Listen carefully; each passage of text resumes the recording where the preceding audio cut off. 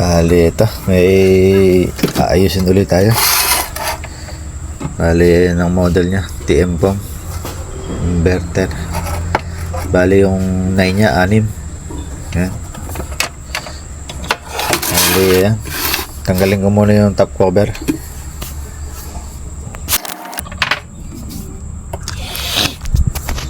Bali, ito. Hindi na natin testingin. Bali, may obligado muna tayong palitan. Ayan, yung capacitor nakalobo. Ito. Ayan. Baka masiraan pa tayo ng blower. Bali, testing nga pala natin yung blower kung buo pa.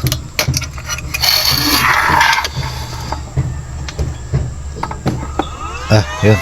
Buo pa. Maandar pa naman. Obligado tayong magpalit ng capacitor. Tapos tingnan natin kung may signal. Baka mamaya dinamay niya yung dinamay niya yung PWM natin. May sinira din. Hali yun, kakalasin ko muna.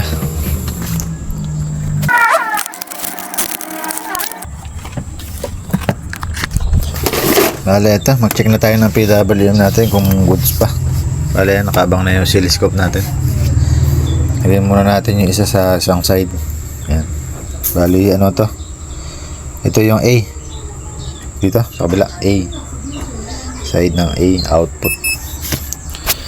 Bali, yan, on ko na. Yan, meron. Bali, ang frequency niya, ito. 18.5 kHz. Bali, yan. May patata sa kabila, tingnan natin kung goods. Bali, inugot muna natin yung blower para wag maingay. Bali yan, on ko na. Paparehas. Goods. Ayan. Bali, goods naman yung PWM natin. Pwede natin na, testingin. Palagay ko, dito nga lang siguro talaga nagkaroon ng problema. Shorted niya yung supply natin. Shorted to. Bali yan, testing natin. Kaya natin lagyan ng ng laman sa loob kung kakarga pa. Ayaw na, shorted talaga. Ayan, shorted. Ayaw magkarga. Bali,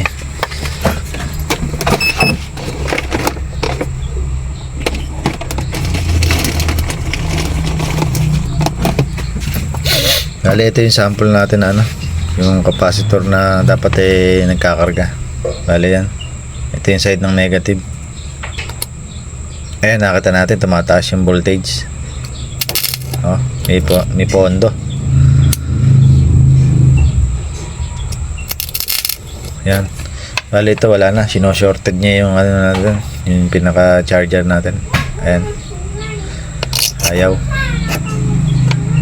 Kaya ayaw siguro mandar nung na to. Hindi mo natin tinesting Bali yan.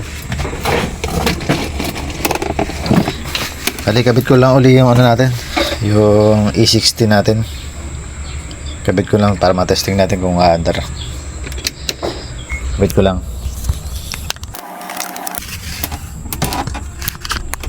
Bali, ito naka-plug in na. Ayan, sabihin din natin subukan. Bali, naka-load natin 1K lang. Bali, on ko na. Ayan, may tunog.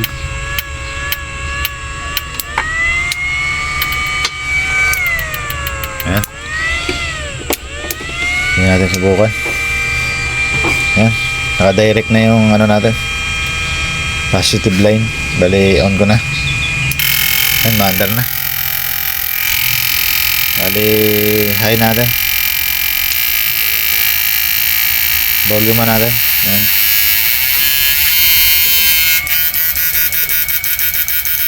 Ayan. Subukan natin ng 2K. 2K. Maandar, 2K. Higdagan pa natin na isa. 3K. Ba? 4K. Ayaw na. Ayan, maandar ba? Pero nagpo-protect siya.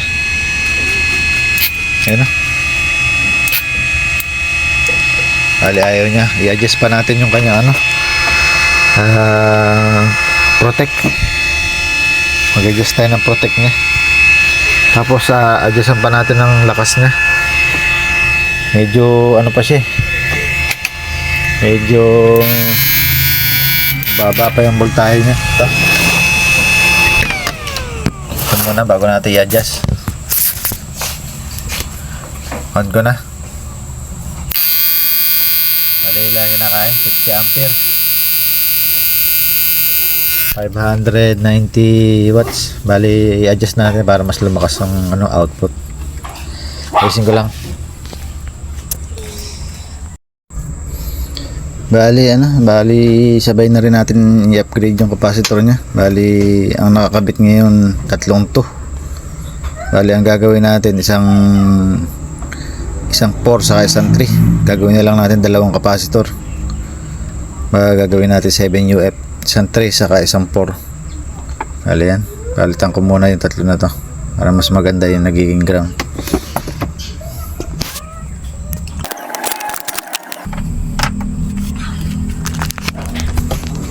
Bali ito, ikabit na natin. Ito yung 3. Ito yung 4. Bali ito yung natin, yung sa Protect dating 2.2K, kinuha natin 4.7K. Tapos dito naman sa niya, sa frequency niya, binaba natin. Dating 680K, ngayon 430K na lang. Yan, in-adjust natin. Bali tingnan natin kung malaki na inilakas. Test valve muna tayo. Test valve. Yan. Bali di ko muna nilagay yung blower para di maingay. Bali yan, testing natin. On ko muna. Bali yan, may tunog siya. Okay, try natin. Yan. Bali loadan lang muna natin ang 2K. Yan. Bali ito kinakain niya. Nakasagad na sa lakasan. Bali ito. Ito lang. Yan. On ko na. Yan, malaki yung nilakas. 87 ampere. 975 watts. Laki na itinaas niya. Bali yan. Bit natin blower. Ayun. Ayan. Try natin mag 4K. 4K. Ayan, 4K. Kaya naman.